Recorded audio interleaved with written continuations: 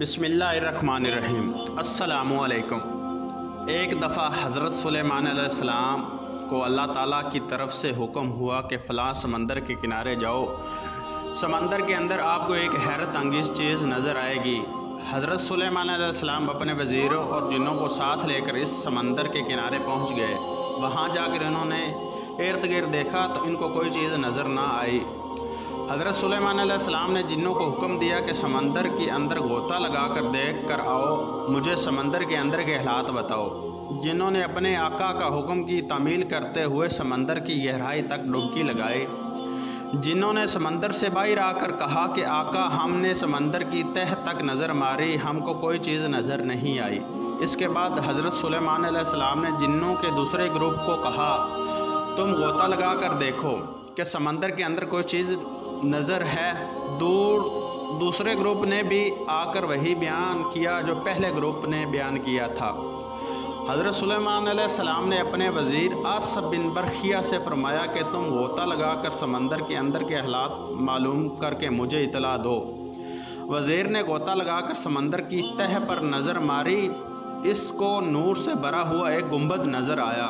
وزیر نے وہ گنبد سمندر سے باہر نکال کر حضرت سلیمان علیہ السلام کو پیش کیا۔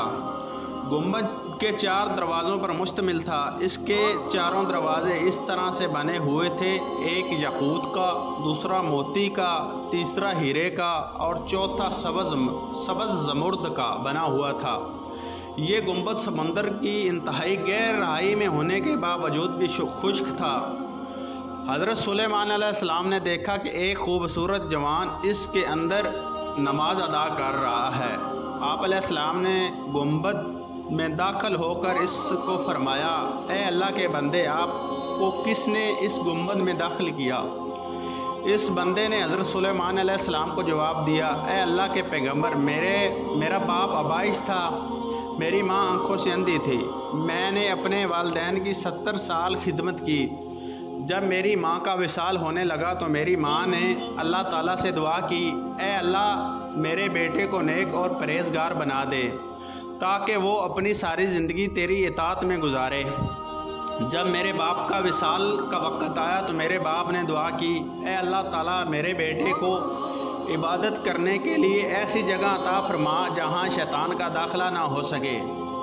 جب میں اپنے والد کو دفنا کر سمندر کی ساحل کی طرف آیا تو مجھے یہاں ایک چھوٹا سا خوبصورت گنبد نظر آیا۔ میں اس کے اندر داخل ہوا تو اللہ تعالیٰ کی طرف سے ایک فرشتہ آیا جس نے نوری گنبد کو سمندر میں اتار دیا۔ حضرت سلیمان علیہ السلام نے اس جوان سے پوچھا کہ کس پیغمبر کے دور میں آپ یہاں آئے ہو؟ اس جوان نے بتایا کہ میں حضرت ابراہیم علیہ السلام کے دور میں یہاں پر آیا ہوں۔ حضرت سلیمان علیہ السلام نے حساب لگا کر اس جوان کو یہاں 2000 سال ہو گئے، لیکن یہ بندہ ابھی جوان ہی نظر آ رہا ہے۔ آپ علیہ السلام نے اس جوان سے دریافت کیا، تم اس قبا کے اندر کیا کھا پی کر گزارا کرتے ہو؟ اس بندے نے جواب دیا، میرے پاس ایک سبز رنگ کا پرندہ اپنے منہ میں زرد رنگ کے کوئی چیز لے کر حاضر ہوتا ہے جس کا سائز انسانی دماغ کے برابر ہوتا ہے۔ وہ چیز بہت ہی مزیدار ہوتی ہے، اس میں طرح طرح کا مزہ ہوتا ہے، میں اس کو کھا کر اپنی بھوک اور پیاس مٹاتا ہوں۔ حضرت سلیمان علیہ السلام نے اس جوان سے دریافت کیا، کیا تم ہمارے ساتھ جانا چاہتے ہو یا سمندر میں ہی رہنا چاہتے ہو؟ اس جوان نے جواب دیتے ہوئے کہا، اے اللہ کے پیغمبر، مجھے سمندر کے اندر ہی رہنا ہے۔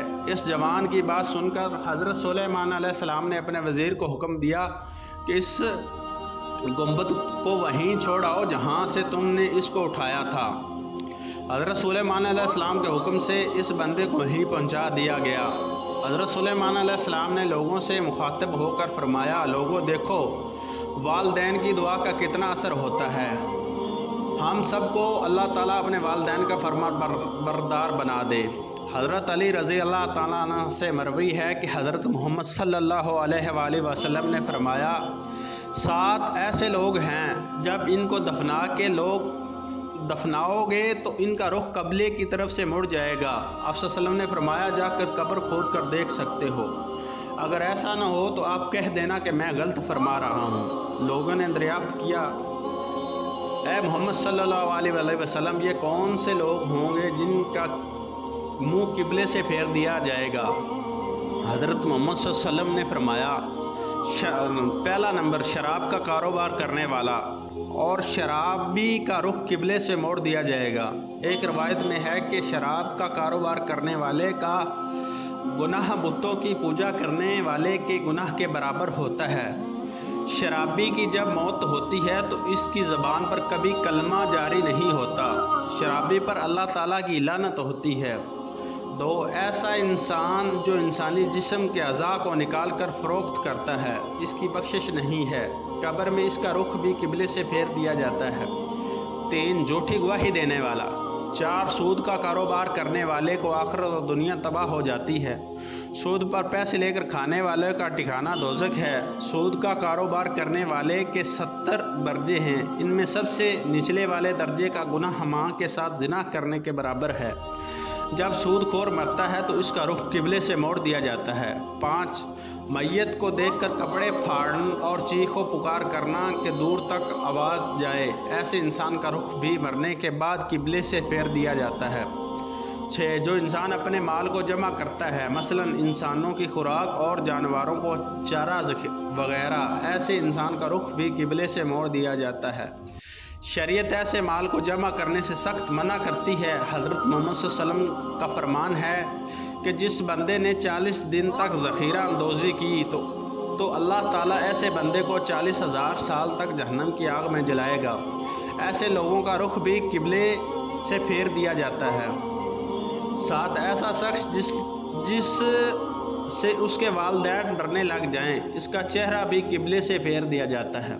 اللہ تعالیٰ سے دعا ہے کہ اللہ تعالیٰ ہم سب کو اپنے والدین کا فرمان بردار بنائے، آمین۔